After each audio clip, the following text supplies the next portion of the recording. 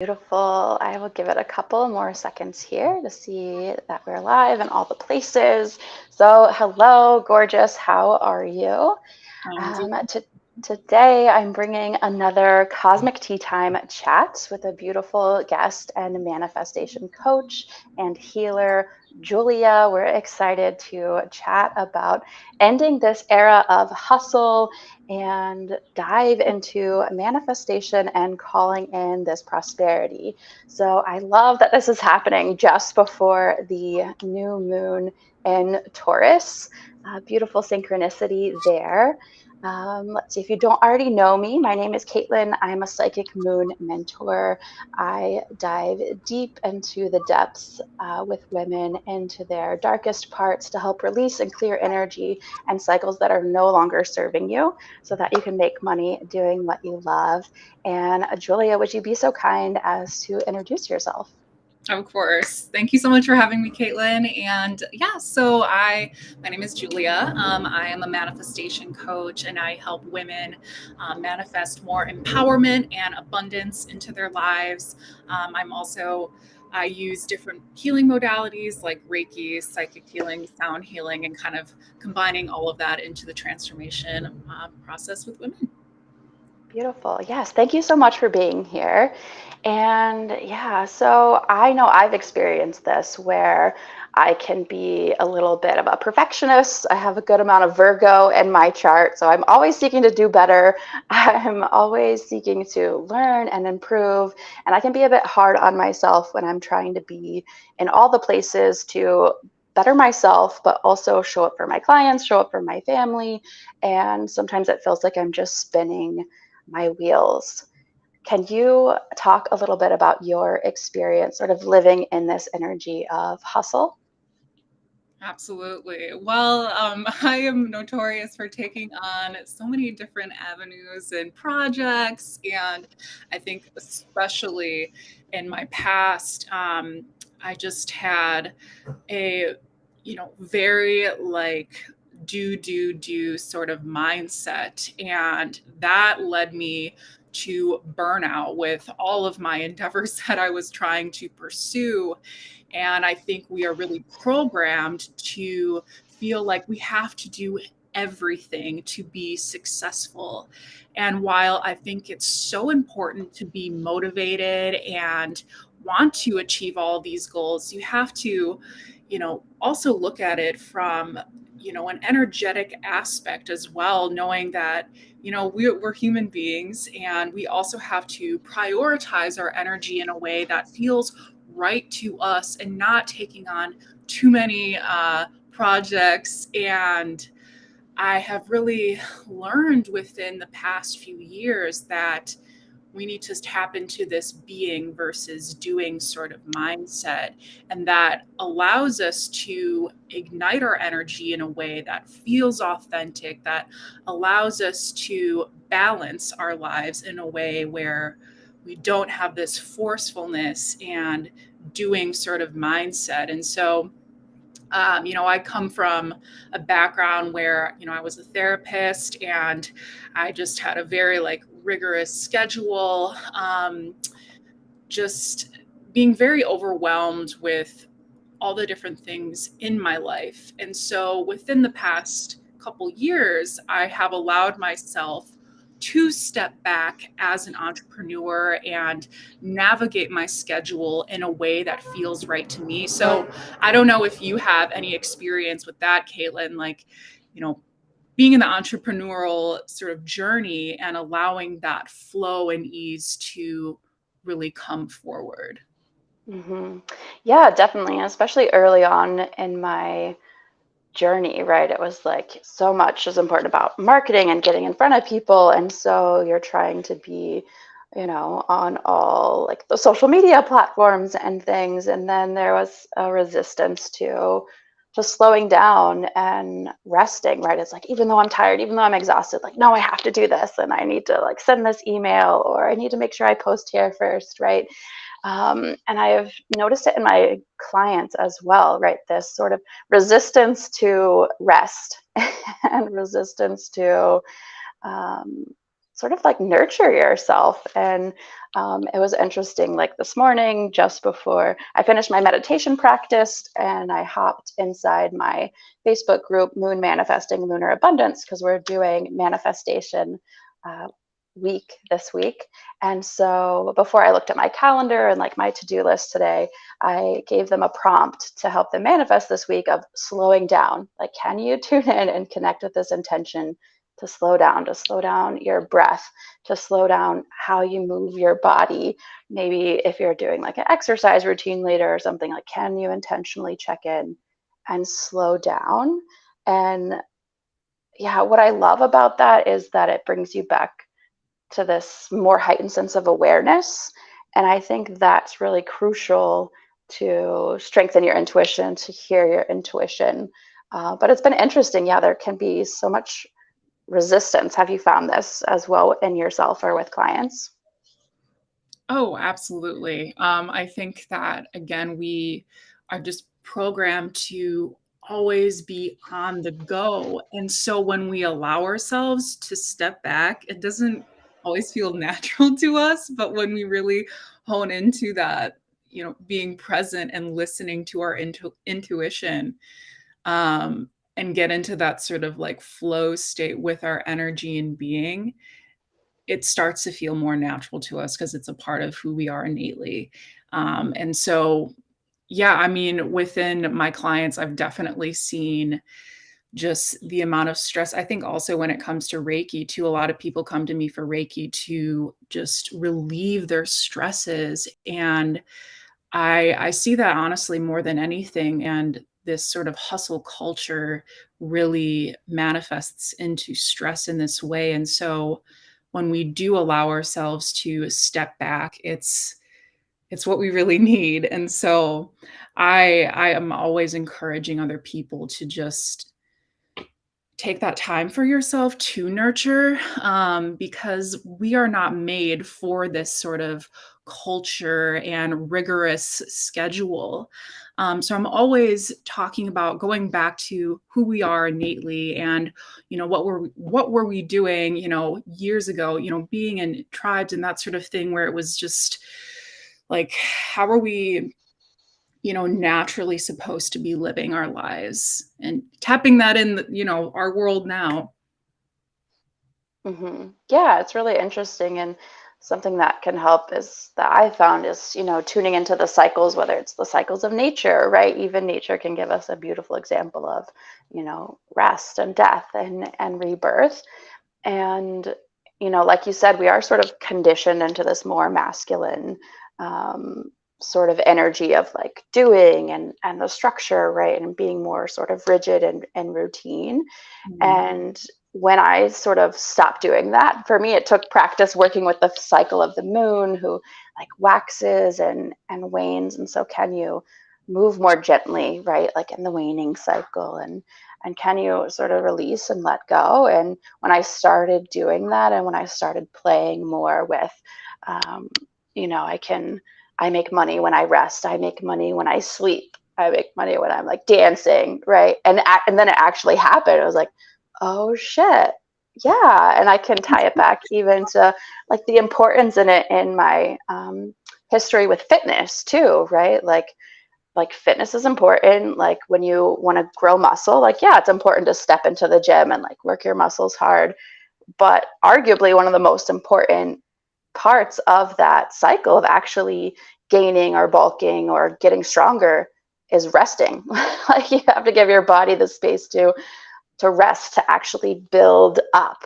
And so, who's ever watching live or on the replay, can you start to play with this energy for yourself too, and start to see what happens? And how do you like to incorporate, this concept of slowing down and resting more? How do you like to incorporate it and encourage your clients and your audience to tune into that? Yeah. So I think one thing that I do for myself and encourage my clients to follow is, what feels natural for you when it comes to rest, because everyone kind of defines this differently. And, thinking about, I suppose, your passions in a different way. So, maybe you don't want to meditate, but maybe you want to start doing some breath work, or you want to start, dancing more, or goodness, even like stepping back and like journaling, because I also find that when we journal, it allows, kind of this rest state and processing our feelings in this way. So, I, for myself and clients, say, hey, like, what is something you actually like to do when you are resting, and really taking time out of your schedule to practice that during a time of the day that you feel, it's going to fit you the best at that given time of day. And so allowing that to be a part of your schedule and carve that time to step back. So I would say for me, it comes back to, how does that align for you? What does rest look like for you? And tuning into that. Yeah, exactly. And listening to you, what I'm sort of hearing and reminded of like this feeling of abundance, right? Like if we tune in for a moment and think like, okay, how does abundance feel, right? Like, okay, well, I think I'm gonna like feel good. So how could resting sort of feel good? What does that mean to me? And for some of us, it's, cozying up with a blanket and like reading a good book. And for some of us, it's like sitting out in nature. But that's such a good point. Like it's allowed to be individual. It's allowed, like, follow your curiosity too, right? Like feel good, but follow that curiosity, because I believe like you have the answers that you need innately in you. But are you giving yourself permission to listen, to follow your curiosity? Like, oh, I kind of want to go, like, whatever, touch that flower over there or smell that flower, but like, and then you have the second guessing come in of like, oh no, that's weird, like people are gonna like judge me if I stop and like do that, and like, who is this weirdo like handling the flowers over there? But like, okay, acknowledge that that's coming in and just go with the first thing, go with the gentle thing, go with that thing that you're like, I'm just, curious about this, and see what happens. Yeah, I love that gave that example of, like, oh, well, intuitively, like, I want to, touch this flower, or I want to dance in the forest, and people are going to think whatever they think, but it's like, well, this makes my soul happy. This is Yes. allowing myself to tap into this state of play. And I think, igniting either that inner child, that sense of play, is what's going to bring more joy into your life, and in turn will help you manifest. And I talk a lot about how, tapping into the state of play and flow raises your vibration in such a magnetic, natural way. And so, I think we get caught up into all these different manifestation techniques, which I definitely, if it works for you, I'm so here for it. But on the other side of things, when we tap into that authentic energy where we are dancing in the forest, and it's just like, wow, like you're so in tune with your spirit, like the universe hears that, and you clear your energetic channel for what you want, and things just kind of come in magnetically. Yeah, exactly. It's beautiful. It's like if I actually follow that curiosity and like I'm touching the petal and oh, it feels good and it's so smooth, or oh, that smell is so nice. And then I don't know about anyone else, but I kind of get lost in those like physical senses, right? And it feels good. And that's what we really want, right? With abundance, I've found we want that feeling of fulfillment. We want that feeling of satisfaction, right? That whatever feeling it is that you think that thing is going to bring you, like you can do it now, whether it's frolicking in like in the woods, or connecting with nature somehow, or whatever it is for you, and drop it in the comments whether you're here live or catching the replay. But yes, because you're energetically aligning with that feeling, and then the universe is going to support that more and more and more, right? We get these opportunities to listen and follow that innate instinct, really. And intuitive nature too, which I think, learning how to ignite that more is such a valuable skill, and people need to understand the power within our intuition, and balancing that sort of masculine and feminine side. And yeah, so much power in intuition, but I could talk about Yes. that forever.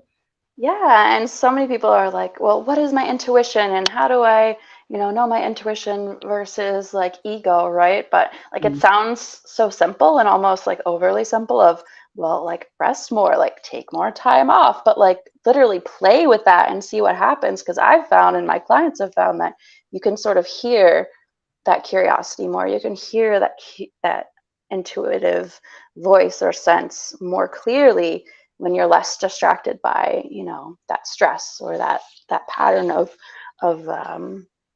overthinking, right? Can we feed the playfulness and the pleasure and the rest? And you probably know, right? We are headed towards the phase of the new moon, which is all about manifestation, right? And calling things in. Inside my community, Moon Manifesting Lunar Abundance, we are diving into this topic more deeply. But Julia, do you have any tips or anything you'd like to share with individuals to help them manifest this Friday with the new moon? My goodness. Yeah. So personally, for me, when there is a new moon, I already talked about this. I'm a huge journaler, and it helps me kind of like release my thoughts. And so whether you have a manifestation journal or not, or you like typing better, one thing that I like to practice on the new moons is just getting super clear about, what I want to manifest with this moon. And when I write out what I want to manifest, I do state it in the present.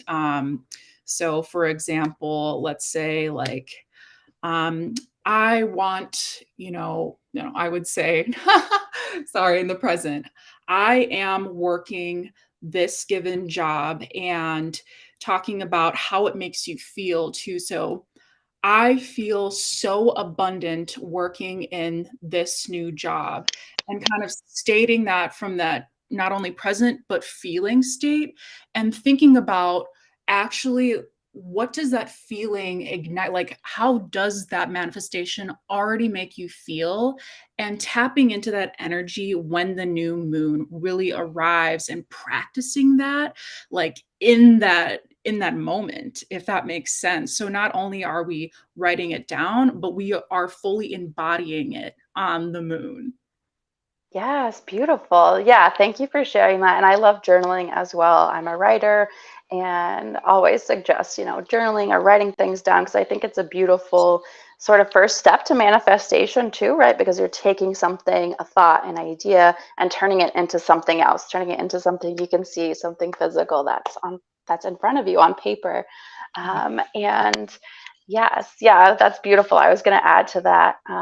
Connect with your senses, like connect with your body, right? It's a Taurus new moon on Friday. So tune into that, like Julia was saying, that feeling. What's going to give that to you? And something simple I often share in my community and with my clients is like, even if it's something as simple as enjoying your favorite beverage, but can you fully be present and like enjoy the color of it if it has a color, or all the tastes of it, or why exactly you love that thing? Can you slow down and really enjoy it?